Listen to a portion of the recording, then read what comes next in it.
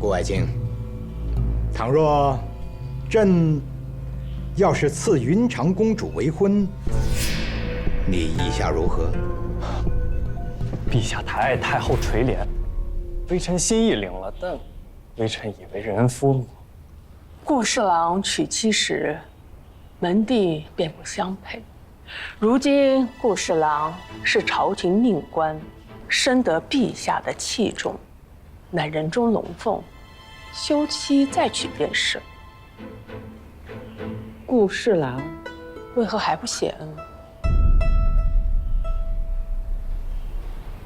陛下，太后，臣有疑惑。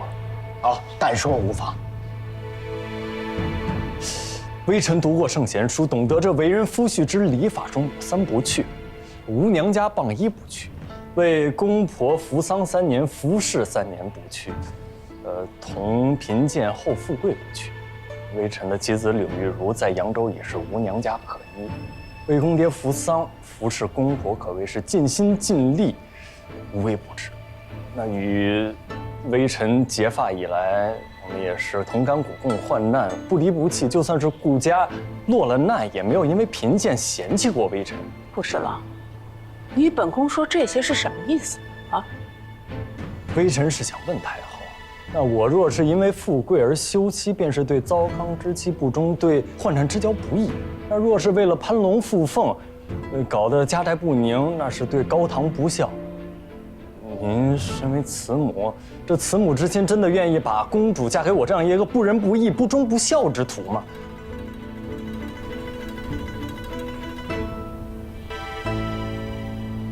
哦，为时遗憾呐。看来顾爱卿你是没有娶云长公主的这个福分了。是。不过你与你夫人伉俪情深，倒是令朕动容啊。听说是扬州早春的一场大雪拦住了赐婚使者，才让你们2个提前结为了夫妇。只是天意，天意如此啊！你们2个又情投意合，患难与共，真是天作之合。来来来，拿支笔来，快！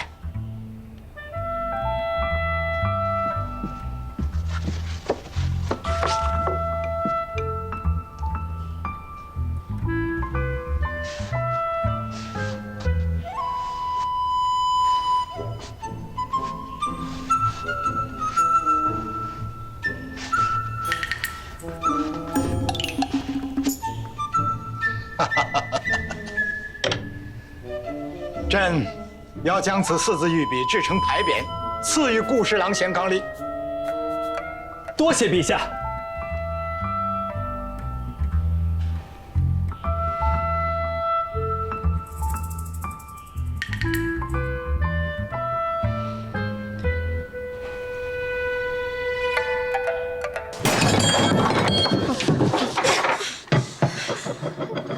看什么看？还觉得我不够丢人吗？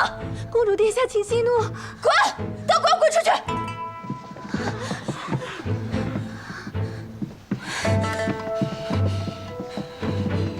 天作之合。哎呀，这牌匾越看越喜欢。吴兰，去，把它挂到卧房，我要每天一睁眼就能看到它。去，走。浮夸死了！陛下怎么突然想起来赐你这个？难不成是你的云长妹妹还惦记你？陛下赐你个护身符。哎，还真让你说中了。不过这回啊，我可谓是舌灿莲花，把那太后噎在哑口里。噎她干嘛？当初新婚之夜，你不还跟我提和离？如今当驸马娶公主，岂不美哉？你这女人怎么翻账本还翻旧账呢？你别翻了，合上。我就要翻。行啊，你翻吧。但这天作之合可是陛下说的，难不成你还想抗旨啊？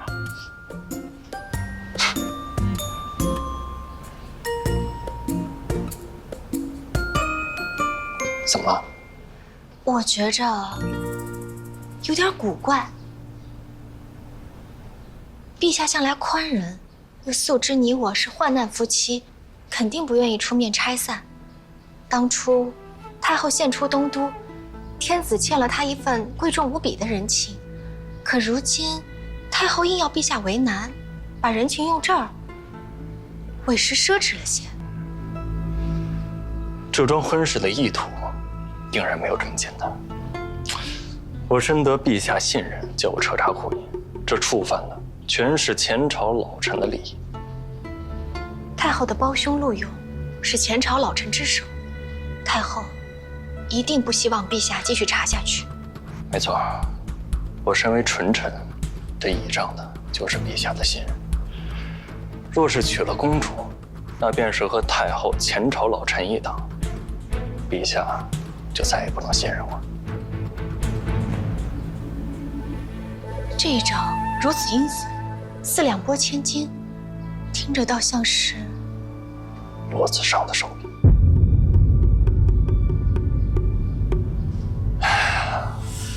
这东都盘根错节，我得找那老狐狸好好商量商量。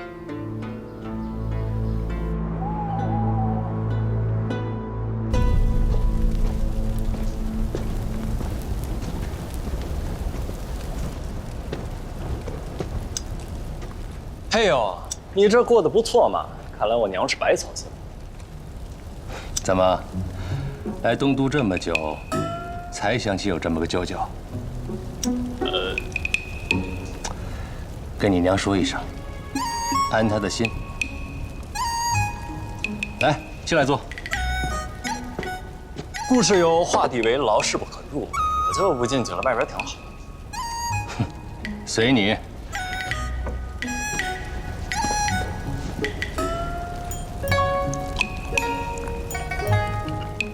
长高了，是咱们太久没见了。你的事儿我可知道不少。对了，云长公主，你当真就一点都不动心？她可是个美人啊！当年东都一见，人家可是对你芳心暗许。哎，这话可不行乱说，要是我夫人听见，我吃不了兜着。看把你吓的！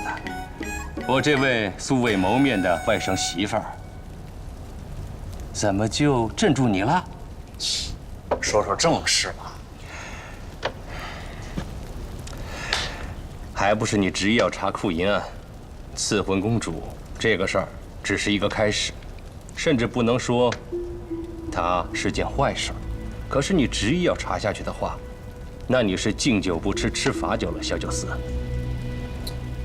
小九思可不怕他们这些小手子。你是不怕。你知不知道你动了多少人的糕点？你的家人、你的朋友，还有我那素未谋面的外甥媳妇儿，都会因你而危险。你想过没有？我会护他们周全。那你也得有这个本事才行。再说了，就算你把所有的贪官都查出来，那又怎么样？难道都参了？都撤职？有何不可？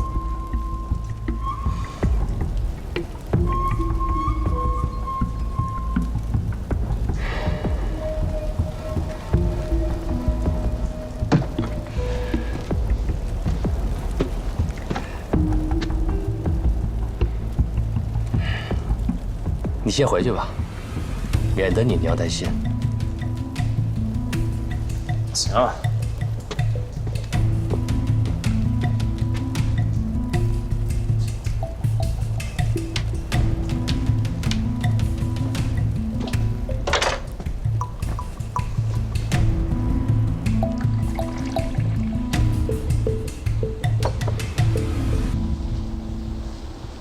太傅此来，所谓何事？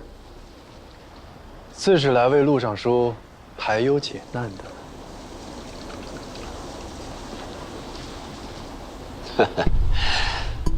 上次太傅筹谋云长公主的婚事，差点儿没把太后老人家气出个好歹。这回太傅又有何高见？陆尚书只怕是要弃虚保帅了。刘春不能留了。断尾求生，壁虎都会的小手段罢了。若太傅若是只限这点计谋，可就当不起这3成之数了。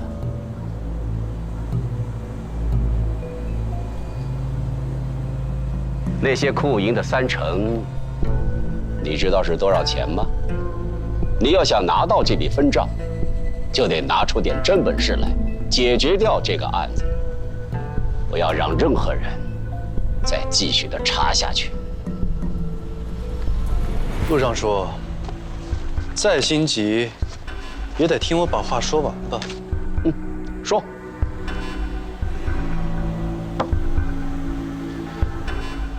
杀刘春不重要，谁杀了刘春才重要。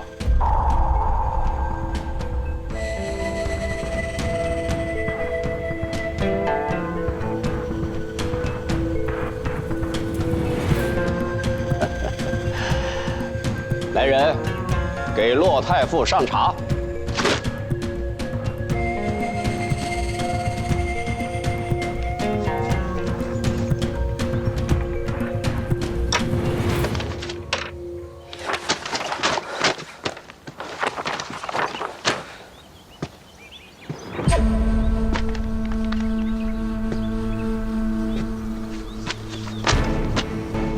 太子殿下如此勤奋，若是陛下知道了，一定会十分欣慰的。父皇从不会跑到这东宫水榭看我努力，只会在朝堂上赞许顾九思办事得力。这几日在朝堂上，又夸了顾九思好几次，连看下他的表情都和颜悦色。他已经很久没有用过那种神色看过我了。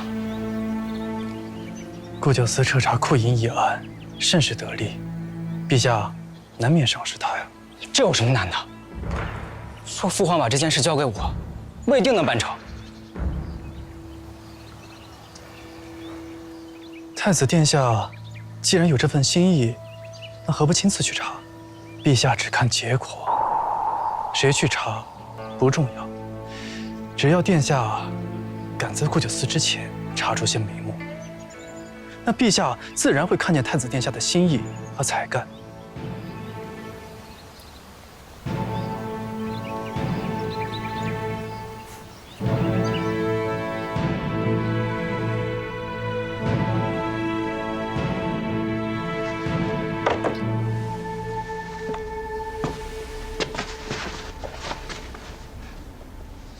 你写这么老些损干什么呀？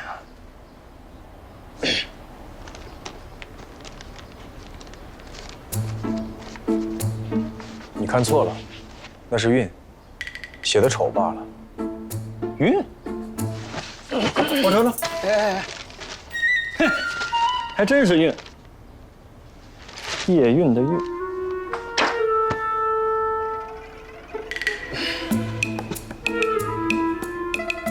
你写韵做什么？没什么，我呢就随便写写。随便写写，你写满啊？啊，你听我解释啊，这个韵字呢，前几日呢，你妹妹叶韵呢教我学习写字儿，我这前2天写的沈明，这2天该写韵了，学习学习。行。为什么？什么时候啊？就你们2人共处一室？出去泡茶去，快点！啊，你别激动啊！哎，你给我，赶紧，给我瞧见没有？他揣怀里了。这孩子好学是好事，想多了，想多了啊！是我想多了吗？想多了，纯属想多了，土匪没文化。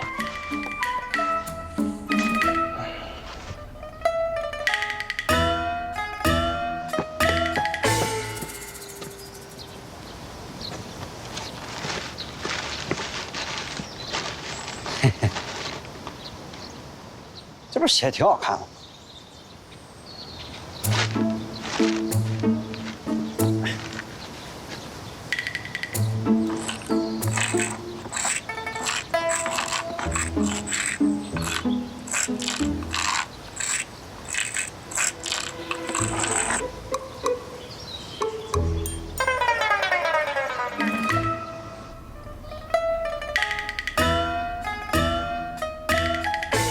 识字的，又不是只有我家韵儿，为何偏偏让韵儿教他呀？还琢磨呢？那实在不行，我教他也行啊。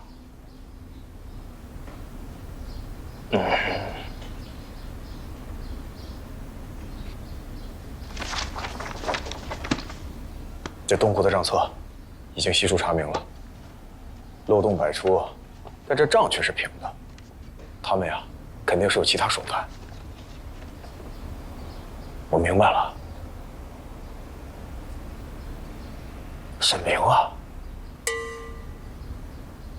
他每次去我家搬账册，都忙前忙后、上蹿下跳的。那如此看来，这小子是醉翁之意不在酒啊！你对沈明意见挺大呀，不应该吗？这是前朝的火氏柱，大前年东16铺到东32铺走过水，据说烧的只剩下黑墙，所以才搬到了现在的布置。你有没有觉得，这账册记得过于清晰完整了，是吧？按理说经历过搬迁和走水，这账册应该都有些疏漏和模糊，可这本清晰的像是故意等人来查一样。我觉着沈明也是自家兄弟，你妹妹跟他在一起，其实也挺好。这亲兄弟还明算账呢。再说了，女子不幸，多从嫁人开始。我们叶家可就剩我们2人了，我完全可以让她轻轻松松的做一辈子叶家小姐。别，你等会儿啊！什么叫女子不幸多从嫁人开始？那我们家雨茹不就是个反例吗？雨茹跟韵儿能一样吗？我们家韵儿她还小，我得看着她呀。那万一让人给哄了呢？哎呀，我说呀，妹妹的事情少管，讨嫌。她要是没这心思，那能有沈明缠着她？行了，沈明这事儿，我过2天得找他。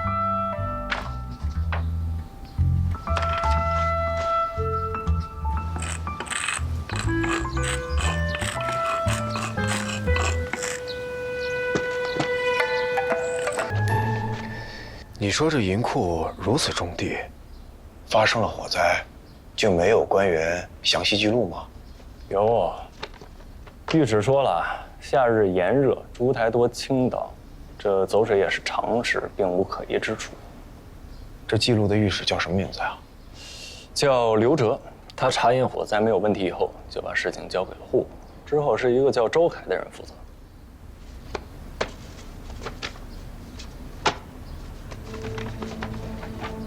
你看看，是这个周凯吗？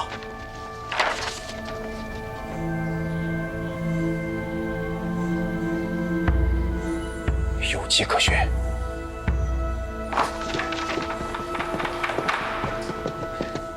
死了。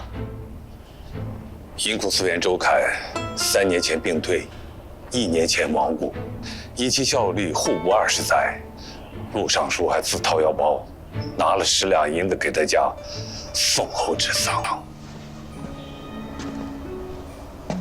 那刘哲呢？他告老还乡，应该有下落呀。